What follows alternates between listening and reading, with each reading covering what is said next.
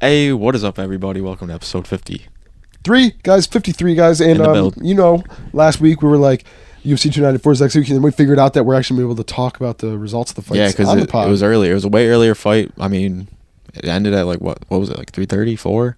So it's like 5 o'clock right now. We literally just watched the fights, and we hopped right on the microphones for you guys to give us... So guys, give you guys our immediate reaction. So we personally don't live in Abu Dhabi, so start time over here was 2 p.m. So we're all running around. We didn't get to watch a lot of the fights, but I tuned in for the last 3, so that's what we're going to pick up with. And I tuned in for the last 2. So you tuned in for the last 2, so we're going to start with what I saw. I can't talk about the Johnny Walker fight. I'm going to let you guys know what I saw in Johnny Walker versus Muhammad Ankalaev. So first round, they went in. I was hyped. I was actually trying to pick up my room because this thing in my room had just spilled, and he was coming over, so I had to quickly vacuum up. I was busy, but then all of a sudden, watching this fight happen. So I'm like listening to it and watching it, and I'm like in the hallway, and I heard "oh," and then I walk in, and then all of a sudden it was I heard "oh, Johnny Walker with the huge right," and then I walk in like quick as hell, and then it was Magomed had him against the cage like in a clinch. Shit. So they had thought he cracked Ankalaev, which he did, but he kind of pushed him against the cage after. That's what I think happened. So anyway, the fight ended up against the cage somehow. And he was controlling him, pushing him against the cage, pushing him. And then he got a knee down on the ground, and he was punching him. And then he yucked a knee, and he tried to hit him in the body, low-key it looked like, but it just missed the body and went all chin. Boom. That's illegal. Can't do that. Cannot knee a downed opponent to the face. So referee came in, separated him, said timeout. Let's get the doctor in here. So Johnny Walker was not fazed by this kick at all. He got up normally, just like, obviously pissed, like, wow, why would he do that? Play it a little bit. But he wasn't acting stunned, was not putting on an act, wasn't hurt. But when it's an illegal strike like that, you got to call the doctor. He said, doctor, can you do a concussion protocol? He said, yeah.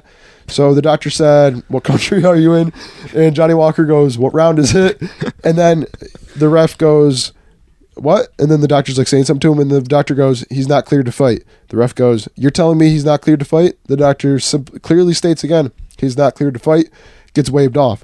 Now, you might be thinking, well, if he didn't know what country he was in, that's a valid reason to end it. I do agree. If you ask someone what country they're in, and it was the first after round. Getting an illegal knee, and it's the first round, and they reply with, what round is it when they ask you what country you're in? That's a good valid reason to stop the fight. But the problem and the controversy is coming in is where fighters are supposed to get 5 minutes to chill. The doctor was win within like 30 seconds of the strike happening. And then you have a huge crowd of Abu Dhabi pissed that a fight that just started is being held off. So the crowd's booing. The crowd's all got different type of reactions. Then they got a different type of reaction when the doctor comes in, right? Because when the doctor comes in, it's like, oh, boo. Like, now you got to waste more time. So, I'm not thinking Johnny Walker was all there, like, could hear. I think what I saw was him trying to repeat the question back to the doctor. He's like, are you asking me what round it is? Like, I heard, like, what round is it? Like, he didn't say it weird or bad or, like, stutter when he said it. It sounded like he was like, what country are you in? And then he was like, what round is it? Do you want to know what I saw on Twitter? Someone was like, his lack of English yes, well, yeah, actually might have cost him that fight. That's what I mean. Like, he didn't know. He might not just not understand. I thought he was, like, repeating the question back, like, are you asking me what round it is type deal?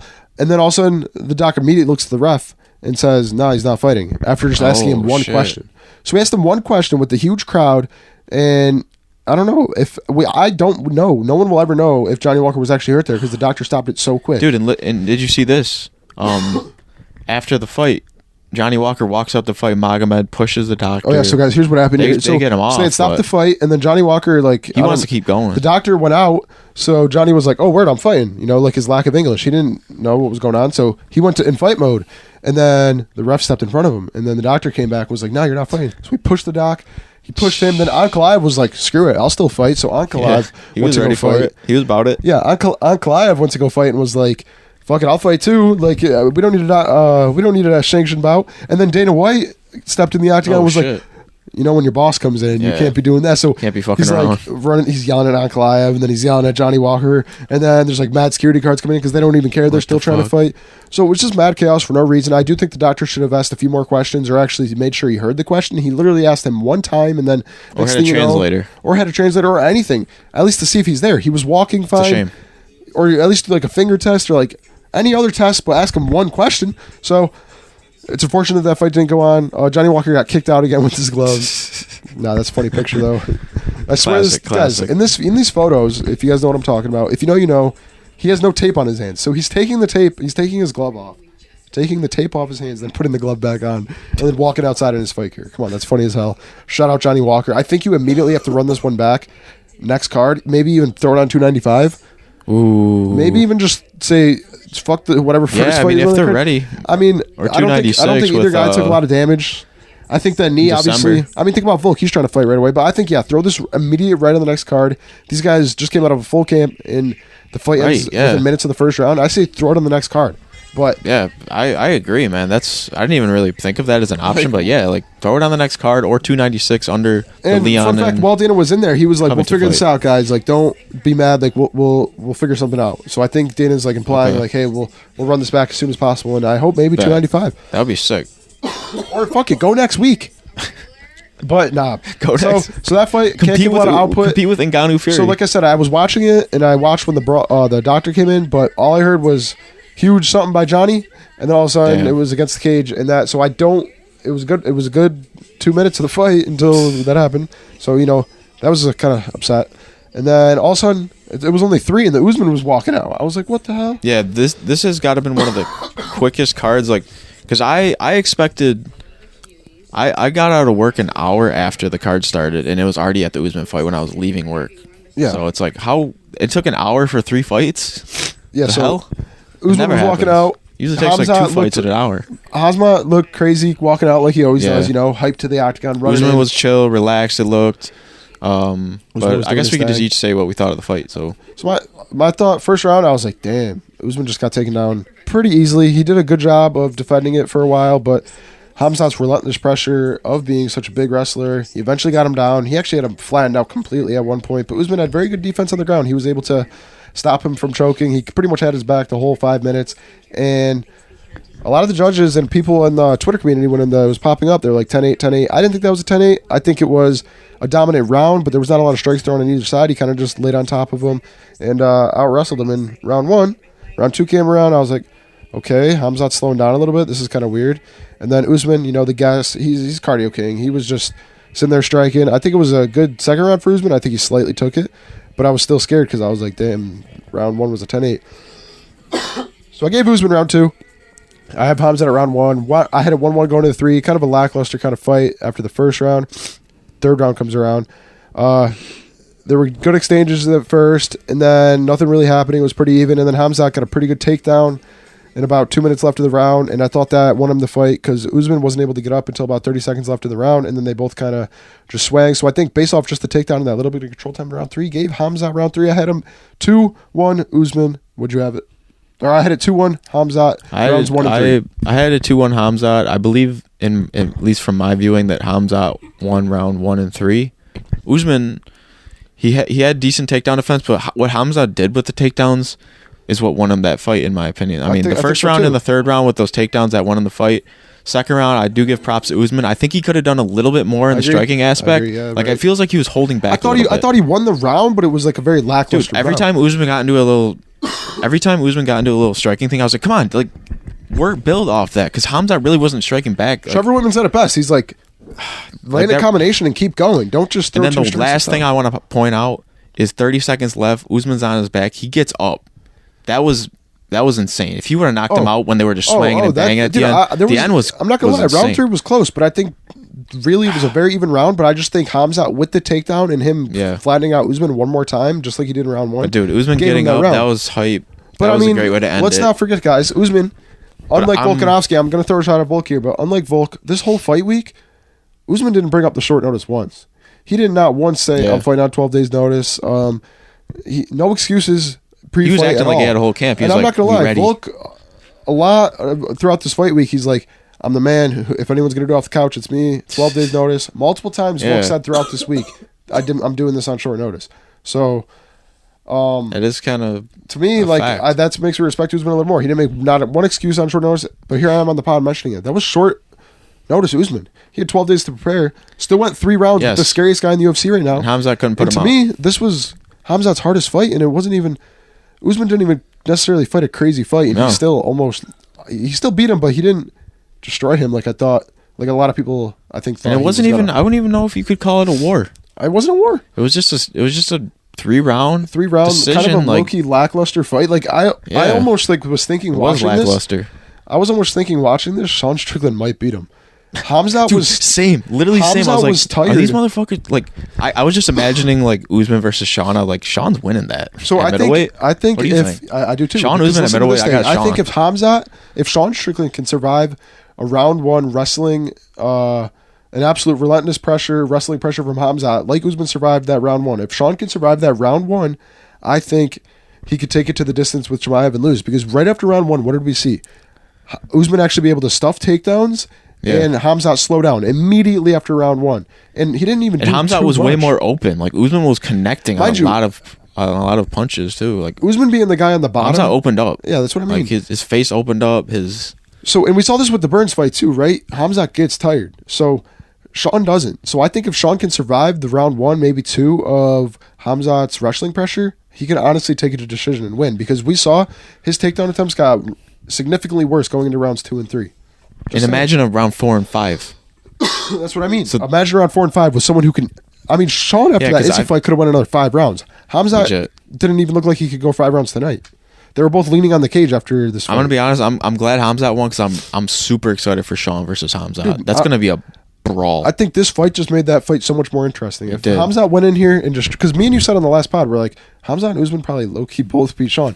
But now this fight has me changing my mind because of the cardio we have here. The cardio matters in these fights, and if Sean can survive that first round, Sean has unlimited cardio. Pressure, Sean has he has one of the best cardio. So I'm hyped for that fight, guys. And he beat Izzy, one of the second people with the best cardio. I'm super hyped for this fight, guys. If Sean wins, he has a name for being one of the best ever. I mean, run it back. If Pereira wins this belt, he needs to come back down and fight Sean again. I'm not hearing it.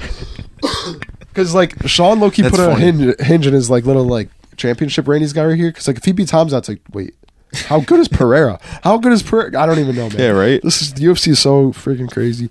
And onto our main event, the huge rematch that we were kind of waiting for, but like it was unexpected because it was short notice. It was unexpected. I'm gonna be honest. We thought it was gonna happen. We just didn't think this. I think we overhyped it. I think we overhyped it. A little bit. I think we did. A little bit.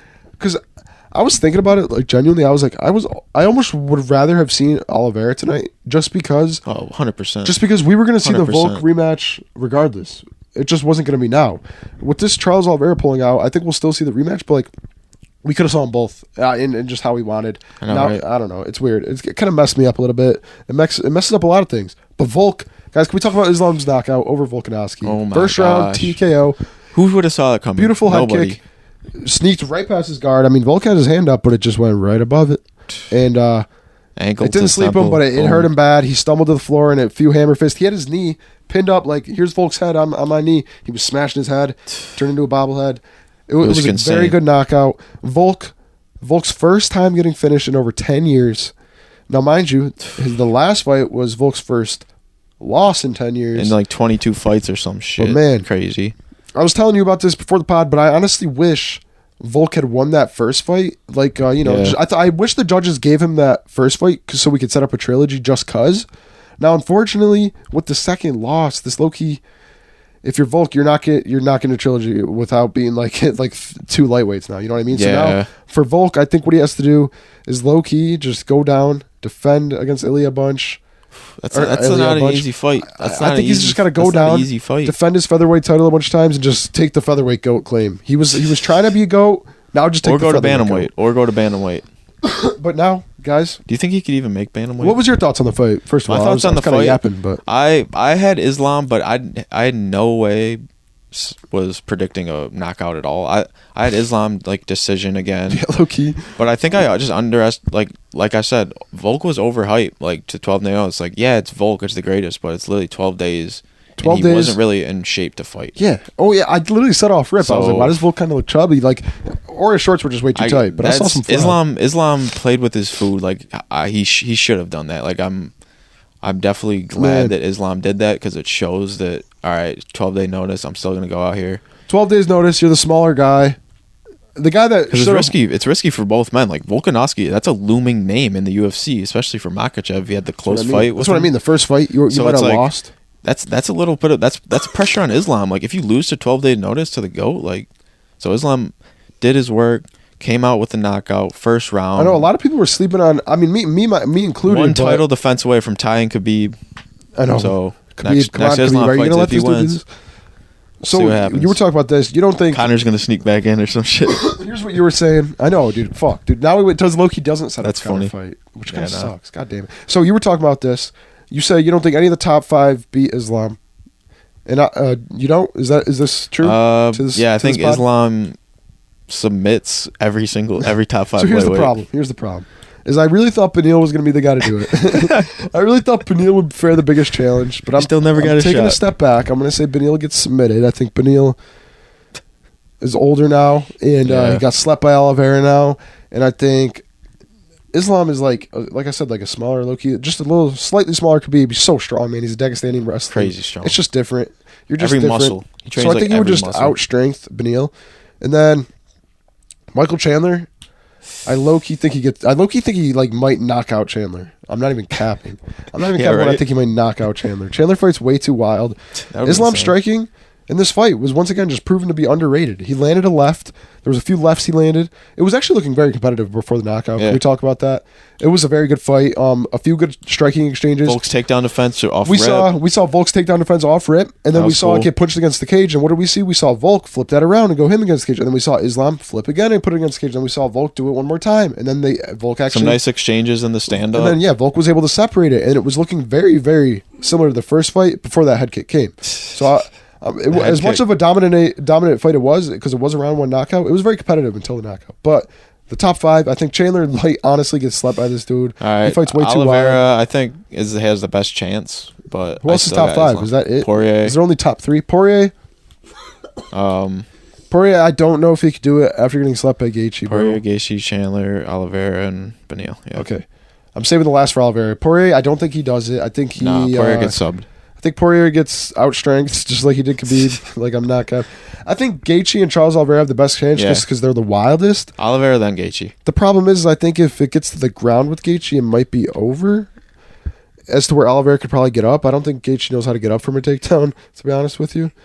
And so that leaves Gaethje, Oliveira. I think Gaethje would have to sleep him in like the first round.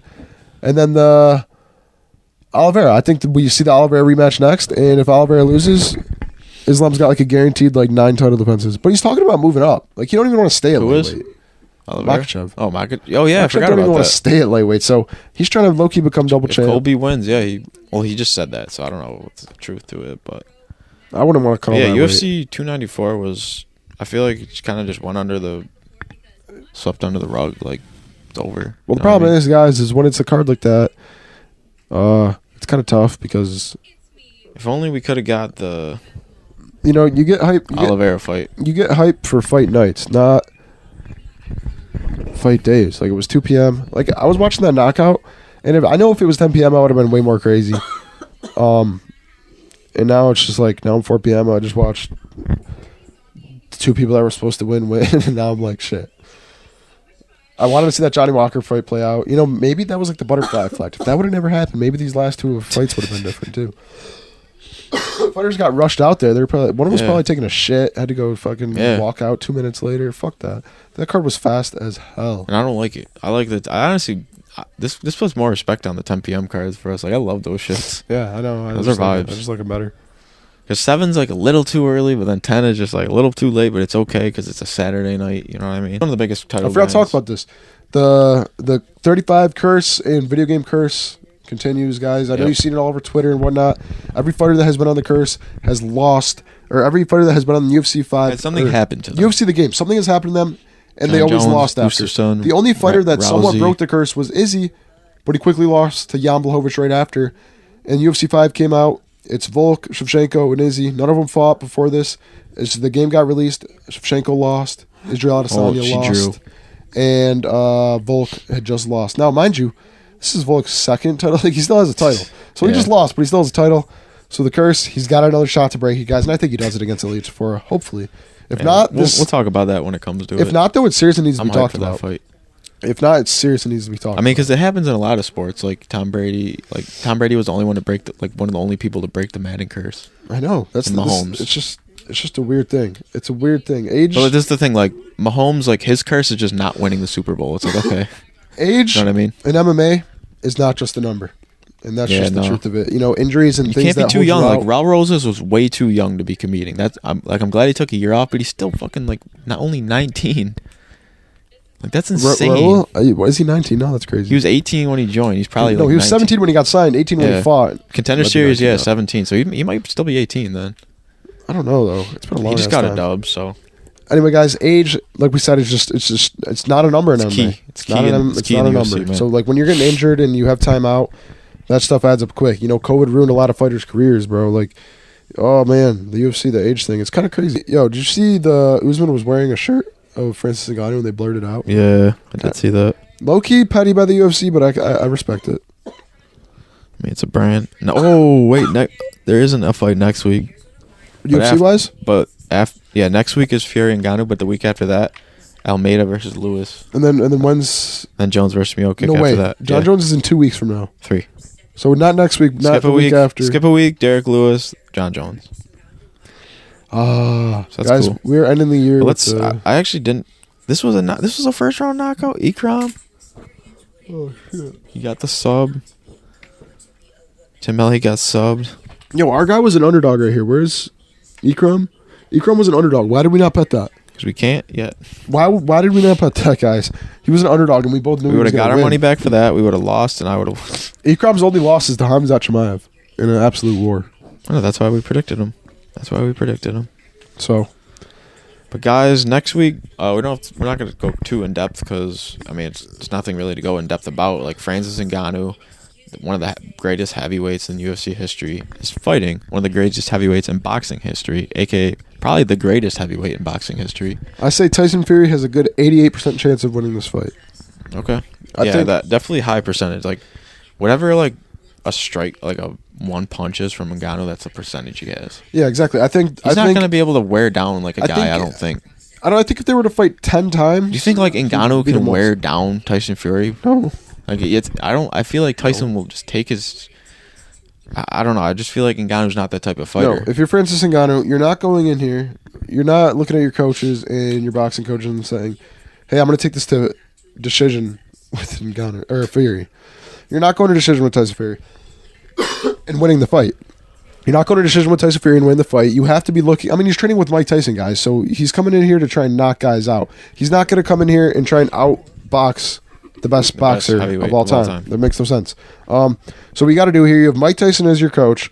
You got to go in here and just do what Deontay Wilder does, and that's just knock him the fuck out. And literally, that's his only chance, in my opinion. The only thing that's crazy, though, to me is Deontay Wilder might hit harder than Fury. We don't know because they're two guys getting brutal knockouts in completely different builds. The only thing I will say is Deontay Wilder is doing it with much bigger gloves. We don't know. I'm not saying Francis Ngannou doesn't have knockout power in his gloves. Obviously he does. But Deontay Wilder will literally tap you with the jab and you go to sleep. But those 3 fights between Fury, every single time Deontay Wilder caught Fury with a clean shot. And the fight, have to watch some of that after this. The fight almost stopped. Everyone knows the famous knockdown in the first fight between Wilder and Fury. And then the crazy second fight they had. That was a very close fight. We're watching that after this podcast on YouTube. But mind you, he was down for like 13 seconds. And then in the second fight, Deontay knocked down Tyson twice, caught him clean.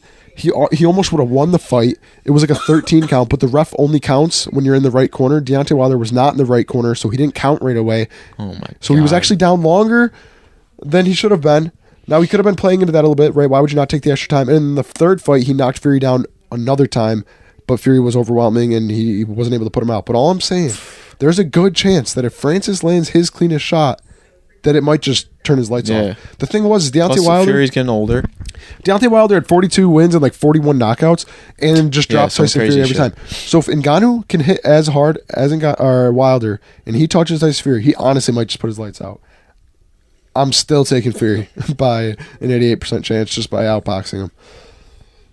Yeah, I think Fury by outboxing. Like, I don't even know if Fury's going to try to do anything crazy. He might just coast if he can. I think he'll just get to round 7, 8, 9. Fury will be very tired, and it'll just be like a TKO. And yeah, kind of like how we saw with Floyd and Conor.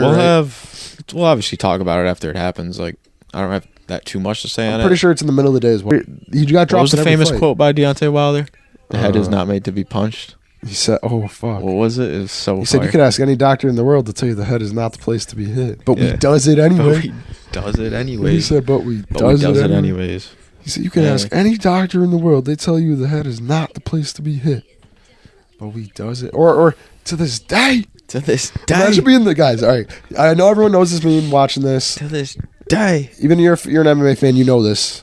You know this if you're not a box fan. Because I'm not even like a necessary box fan. Anyway, to this day, imagine being the reporter that asked him the question. It was when the whole, whatever was going on in our country, like, is going on. Anyway, the reporter just like, here, just starts going on this crazy rant. Says, to this day. Imagine being that reporter, man. Like, when do you pull the mic away? Like, he's getting louder and louder. And you got the scariest dude in front of you. Anyway, that shit was funny. Or the other one, he's like, don't you ever forget who brought you back to big time boxing.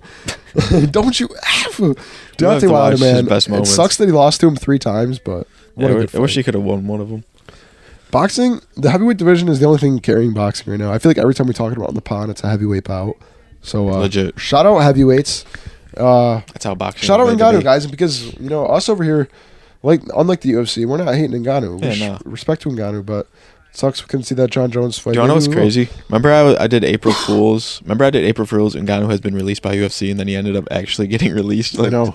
And people were like, "Is this real?" I was like, "Now it is." Yeah, right. Now it is. What else is happening?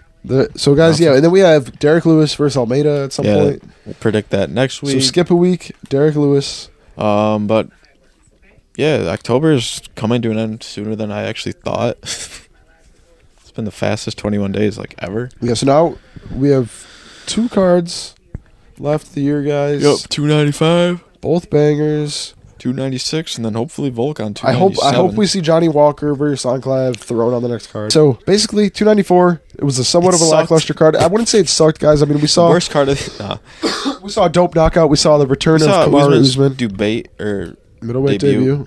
It was kind of a sleeper of a fight.